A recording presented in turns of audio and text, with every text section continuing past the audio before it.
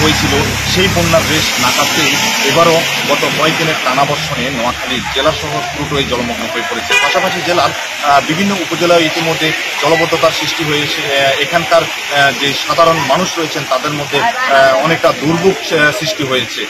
তো সবচেয়ে বেশি দুর্ভোগের মধ্যে রয়েছেন এখানকার যে নিম্ন আয়ের মানুষ এবং খেটে খাওয়া মানুষ, তারা ইতিমধ্যেই কর্মহীন হয়ে পড়েছেন।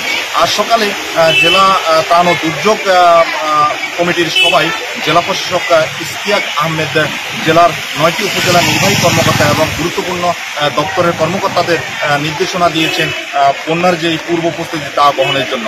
জেলা আবহাওয়া অফিসের ভারপ্রাপ্ত কর্মকর্তা রফিকুল ইসলামের সঙ্গে আমার কথা হয়েছে। তিনি জানিয়েছেন যে আজ বিকেল 3টা পর্যন্ত জেলায় 223 মিলিমিটার বৃষ্টিপাত রেকর্ড করা হয়েছে। একই সঙ্গে জেলা পানি উন্নয়ন বোর্ডের কর্মকর্তারা জানিয়েছেন জেলায় ইতিমধ্যে 70 সেন্টিমিটার পানি বৃদ্ধি পেয়েছে, যার কারণে জেলার যেই সাধারণ বাসিন্দা রয়েছেন সর্বত্র কিন্তু এই বন্যার যে উদ্বেগ তা তারা প্রকাশ করছেন। ইতিমধ্যে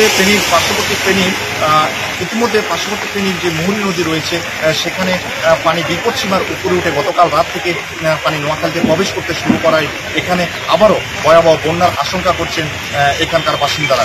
এই বন্যা এবং জলবদ্ধতা নিরসনে এখানকার মানুষরা দায়ী করছেন নোয়াখালীর যে খালগুলো রয়েছে সেই খালগুলো অবৈধভাবে দখল করে সেখানে স্থাপনা নির্মাণ করা হয়েছে। পাশাপাশি এখানকার যে পানি নিষ্কাশনের যে ড্রেনেজ ব্যবস্থা সেগুলো অত্যন্ত ভঙ্গুর অবস্থায় রয়েছে।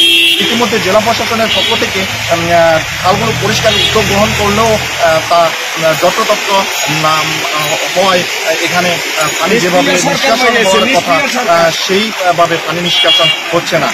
ফলে এখানে জলবদ্ধতার যে স্থায়িত্বতা সেটি কিন্তু বৃদ্ধি পেতেই শুরু করেছে। তাই এখানকার বাসিন্দারা অতি দ্রুত বন্যার যে পূর্ব প্রস্তুতি তা গ্রহণ সহ খালগুলো পরিষ্কার এবং ড্রেনেজগুলো সংস্কারের মাধ্যমে এই যে দুর্যোগ সেটিকে মোকাবেলা করার দাবি জানিয়েছেন। তো নোয়াখালী থেকে এই ছিল আমার কাছে